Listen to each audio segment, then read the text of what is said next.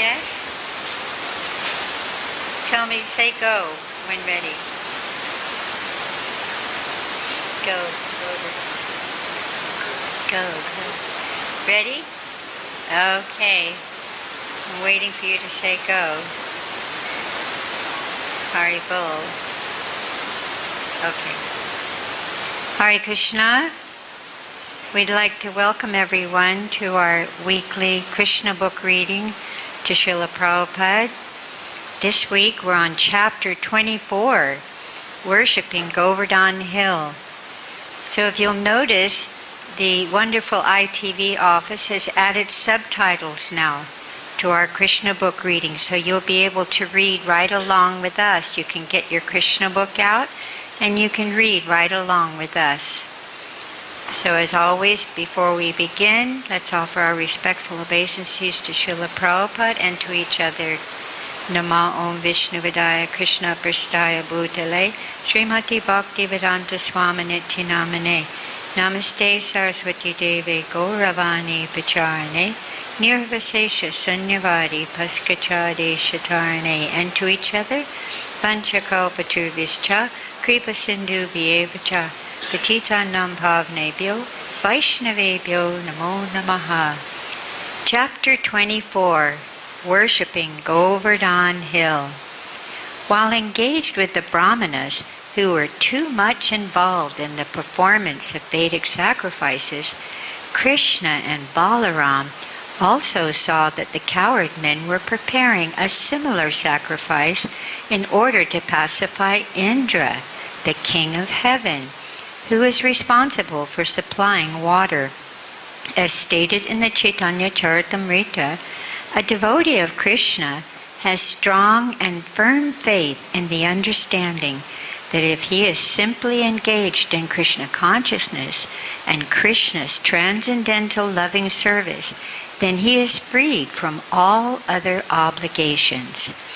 A pure devotee of Lord Krishna doesn't have to perform any of the ritualistic functions enjoined in the Vedas, nor is he required to worship any demigods.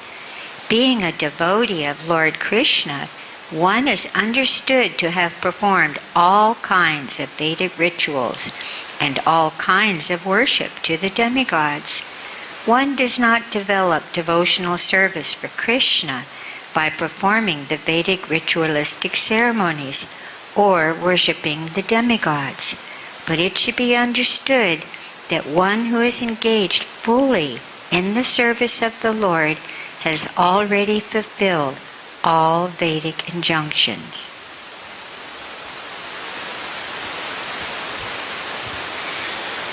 In order to stop all such activities by his devotees, Krishna wanted to firmly establish exclusive devotional service during his presence in Vrindavana, because he is the omniscient personality of Godhead. Krishna knew that the cowherd men were preparing for the Indra sacrifice, but as a matter of ethic, he began to inquire with high honor and submission from elder personalities like Maharaja Nanda.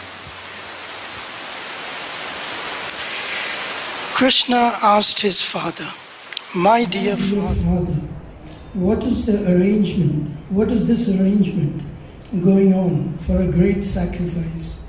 What is the result of such a sacrifice? And for whom is it meant? How is it performed? Will you kindly let me know?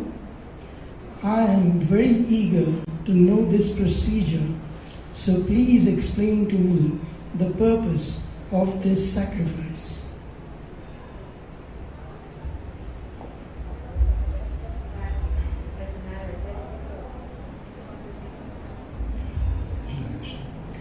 Upon this inquiry, his father Nanda Maharaj remained silent, thinking that his young boy would not be able to understand the intricacies of performing the yajna. Krishna, however, persisted. "My dear father, for those who are liberal and saintly, there is no secrecy. They do not think anyone to be a friend and an enemy or a neutral party. Because they are always open to everyone. And even for those who are not so liberal, nothing should be kept secret from the family members and friends. Although secrecy may be maintained for persons who are inimical, therefore you cannot keep any secrets from me. All persons are engaged in fruitive activities.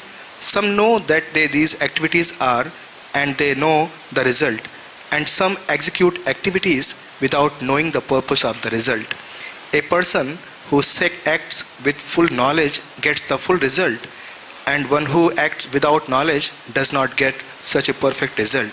Therefore, please let me know the purpose of the sacrifice you are going to perform.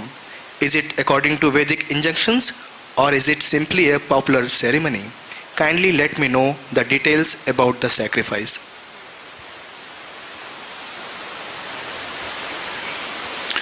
On hearing this inquiry from Krishna, Maharaj Nanda replied, My dear boy, this ceremonial performance is more or less traditional, because rainfall is due to the mercy of King Indra and the clouds are his representatives.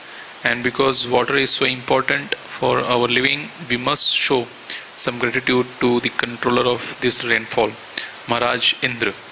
We are arranging therefore to pacify King Indra, because he has very kindly sent us clouds to pour down a sufficient quantity of rain for successful agricultural activities. Water is very important. Without rainfall we cannot form or produce grain, and without grain we cannot live. Therefore rain is necessary for successful religious ceremonies, economic development, and ultimately liberation. So we should not give up this traditional ceremonial function. If one gives it up being influenced by lust, greed or fear, then it does not look very good for him.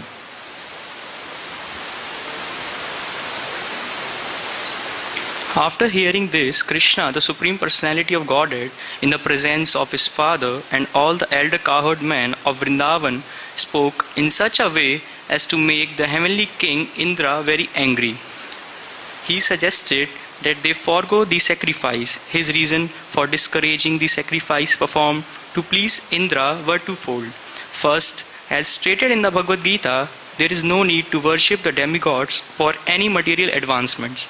As a result, derived from worshipping the demigods are simply temporary, and only those who are less intelligent are interested in temporary result. Second, whatever temporary result one derives from worshipping the demigods is actually granted by the permission of the Supreme Personality of Godhead. It is clearly stated in the Bhagavad Gita, Maeva Vitham Hitan. Whatever benefit is supposed to be derived from the demigods is actually bestowed by the Supreme Personality of Godhead. Without the permission of the Supreme Personality of Godhead, one cannot bestow any benefit upon others.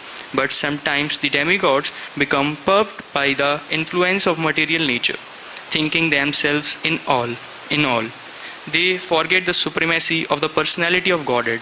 In Srimad Bhagavatam, it is clearly stated that in this instance, Krishna wanted to make King Indra angry.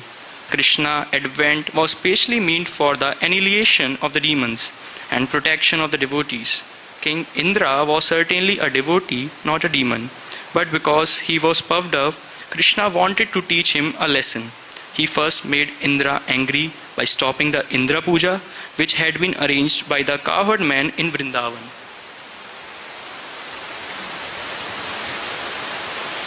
With this purpose in mind, Krishna began to talk as if he were an atheist supporting the philosophy of karma mimamsa.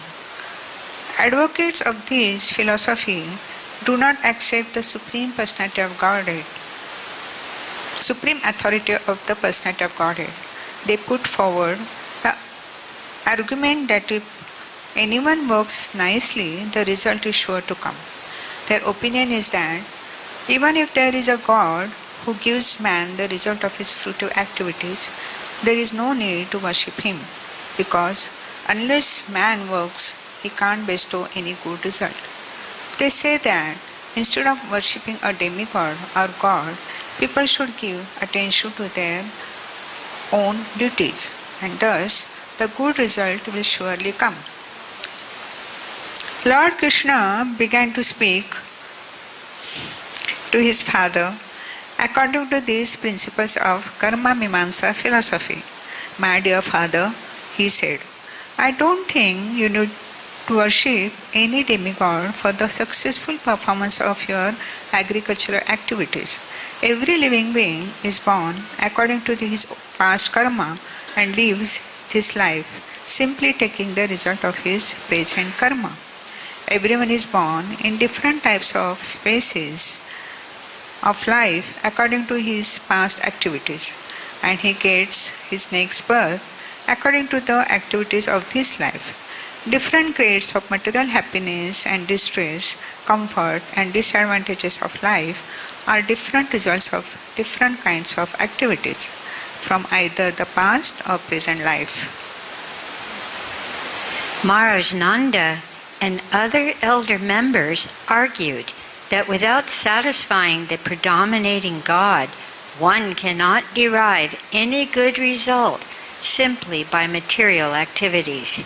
This is actually the fact. For example, it is sometimes found that in spite of first-class medical help and treatment by a first-class physician, a diseased person dies. It is concluded, therefore, that first-class medical treatment or the attempts of a first-class physician are not in themselves the cause for curing a patient. There must be the hand of the Supreme Personality of Godhead. Similarly, a father's and mother's taking care of their children is not the cause of the children's comfort. Sometimes it is found that in spite of all care by the parents, the children go bad or succumb to death. Therefore, material causes are not sufficient for results. There must be the sanction of the Supreme Personality of Godhead. Nanda Maharaj therefore advocated that in order to get good results for agricultural activities, they must satisfy Indra, the superintending deity of the rain supply. Lord Krishna nullified this argument, saying that the demigods give results only to persons who have executed their prescribed duties. The demigods cannot give any good results to the person who has not executed the prescribed duties. Therefore, demigods are dependent on the execution of duties and are not absolute in awarding good results to anyone. So why should one care about them? Hare Krishna. My dear father, Lord Krishna said, there is no need to worship the demigod Indra. Everyone has to achieve the result of his own work. We can actually see that one becomes busy according to the natural tendency of his work, and according to that natural tendency, all living entities, whether human beings or demigods, achieve their respective results. Slow down. Slow down so we can hear you nicely. You want to sit here?